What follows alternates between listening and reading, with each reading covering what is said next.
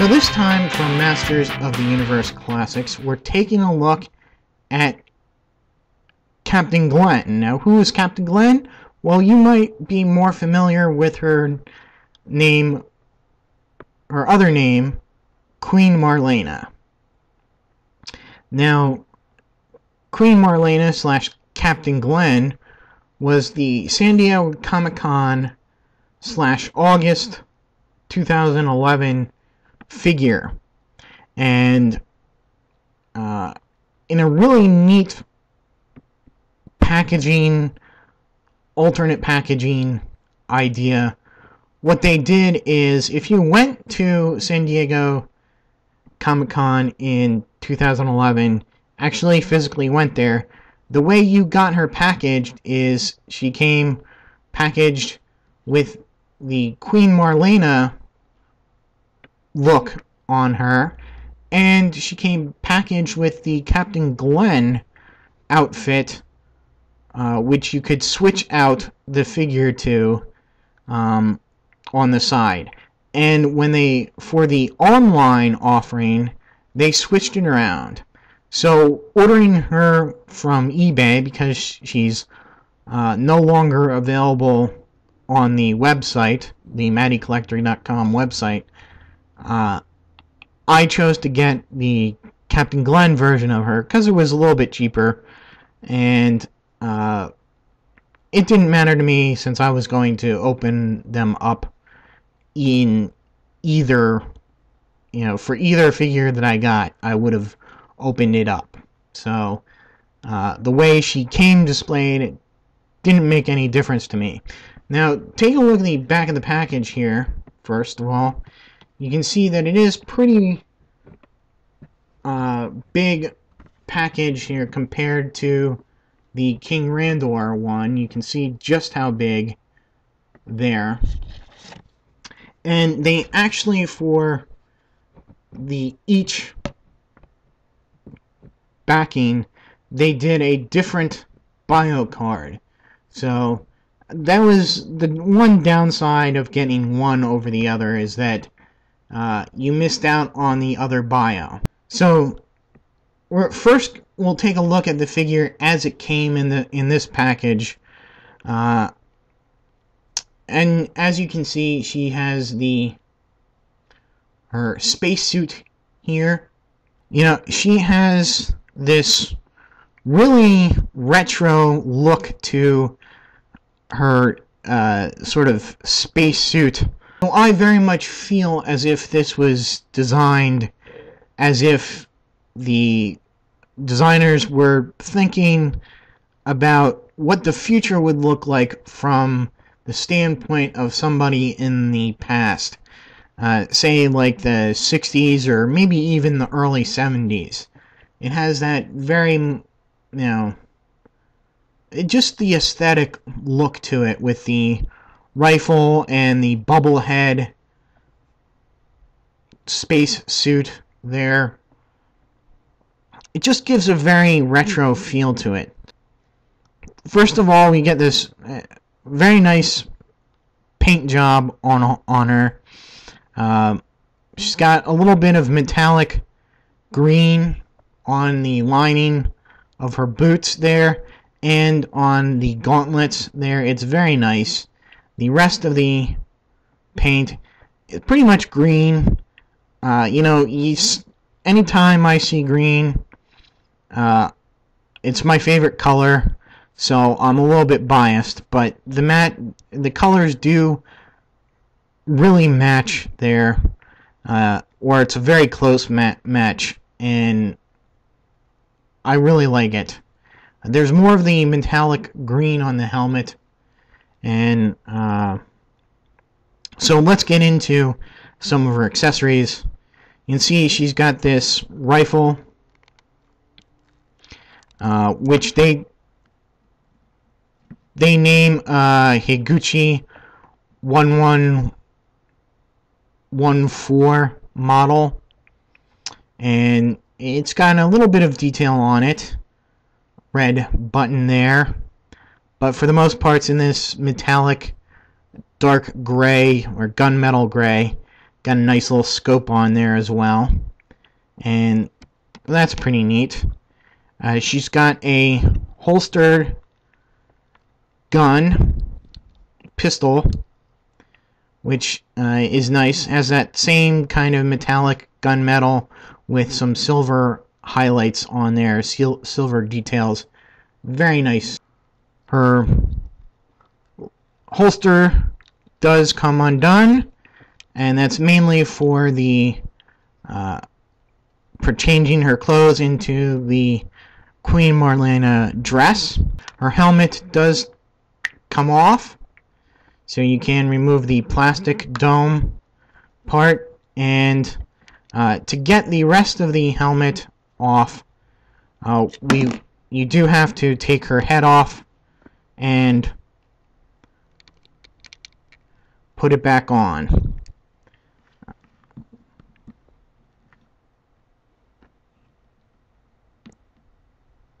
And so you notice the design here and on the back there is the same design that was used on her craft in the Filmation episode. Jeez, I can't remember the name of the episode, but it is on the same design that's on her her craft there. Now you can see the head sculpt a little bit closer. Of course, she's got her hair up into a ponytail, sort of efficient way to get your hair out of the way. It's kind of got a younger face. Now, to change her into the Queen Marlena, she does, of course, come with another head. As you can see, she's got a different, more involved haircut. It's kind of tucked away under her crown, which has a single point, but is pretty reminiscent of the King Randor crown, as you can see there. So I will go ahead and replace her head. And now we come to getting her undressed here. And you can simply take her tunic off. You can see how it's connected together there, and you thread the front of her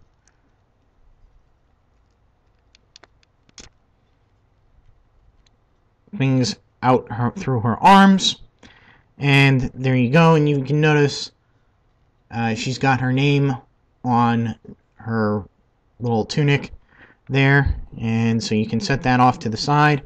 And what's really cool about this is you can really get to see the structure of the figure this way. Now, I just want to take a time to take a look at the articulation that's underneath here and see how well this moves out here, and how it's done, how the thigh swivel is done, and even you can see the mid-torso joint here.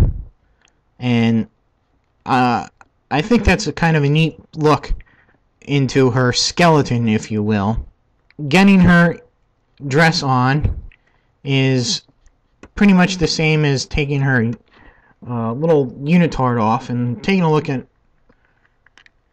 she's got the connections all the way down the back of her, and so you have to put her arms through, and you'll see there's one round peg at the top there, and that is the hardest to get to clasp on through the hole.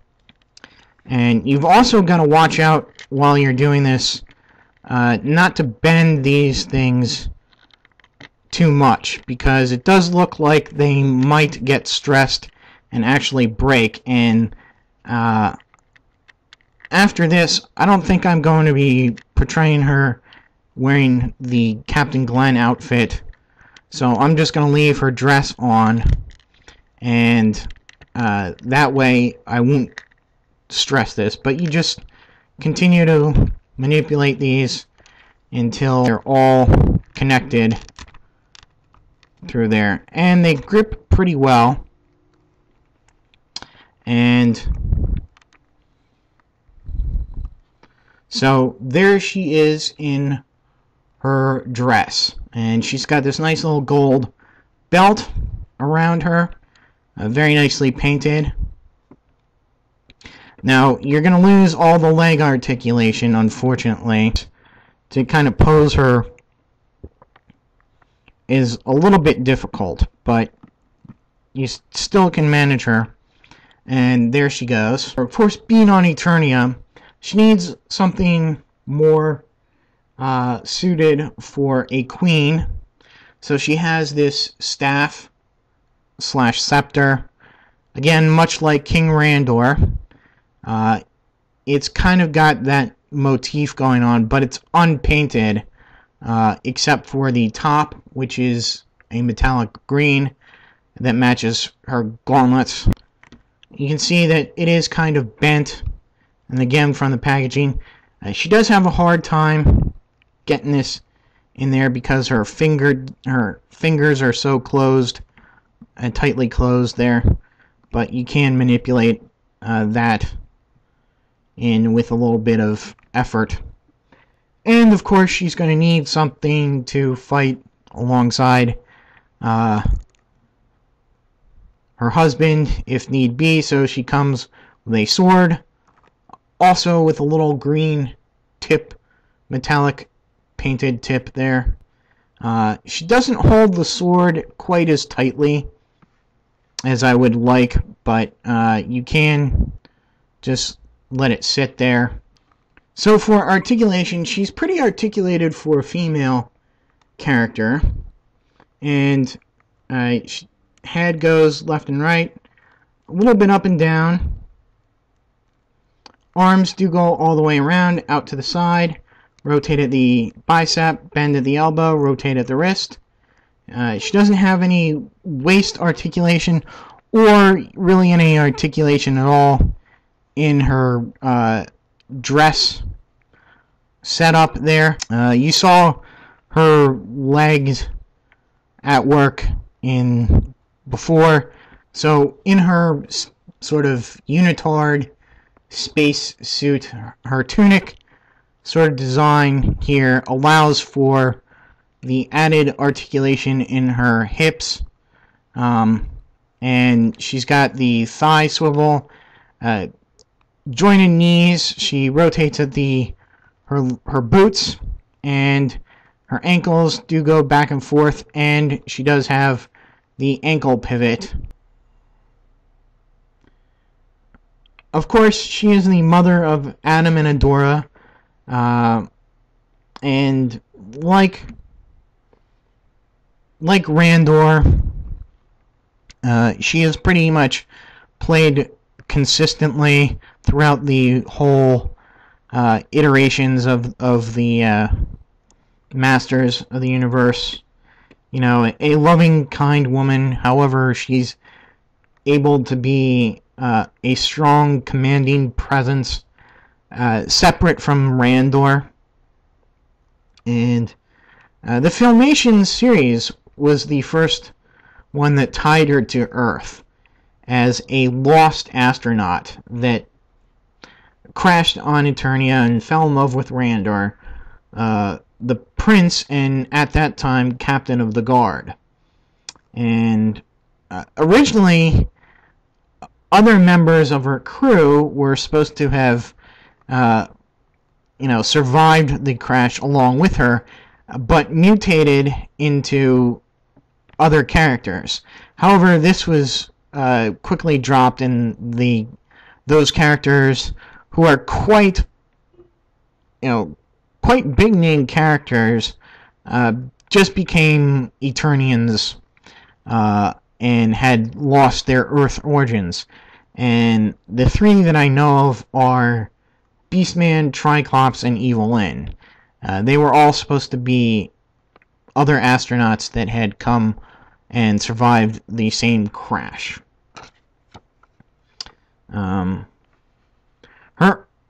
Now, curiously enough, her Earth origin was not mentioned.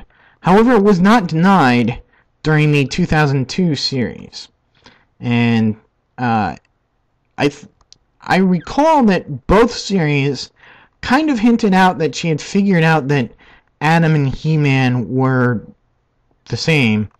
Like Randor, she found out in the first episode of the New Adventures of He-Man. Again, I did not see that.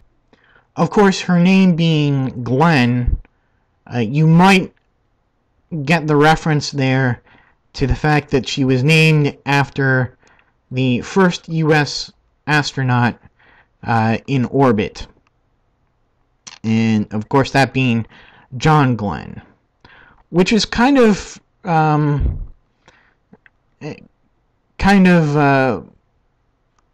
little bit odd, as he was actually quite an opponent to women joining the space program, at least until the late 70s. And that's when he kind of reversed his position on that.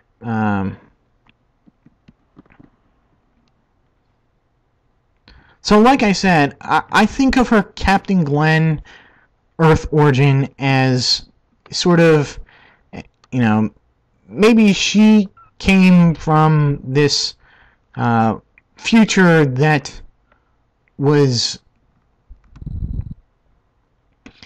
this idealized future from the 60s.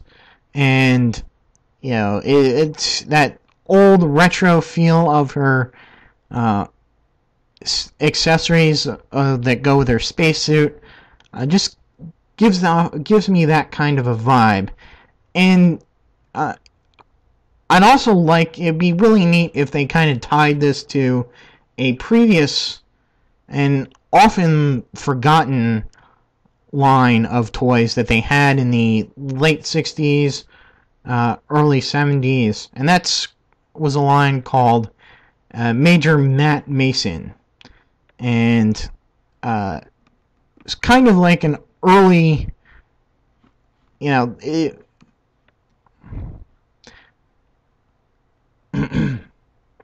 so the Major Matt Mason line really did have that sort of sci-fi, or that 60s sci-fi idea of the future of space travel. Although I think at the time it was kind of contemporary. And so it'd be neat to tie her into that. I think they already kind of did that in some promotional material. They did have a list of names of Project Photog, which is mentioned in her bio.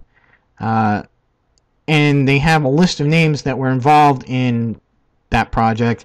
And one of them was Major Matt Mason. And it'd be neat if they did get that into the bios. So I guess that'll be it. Oh, wait. I forgot about something.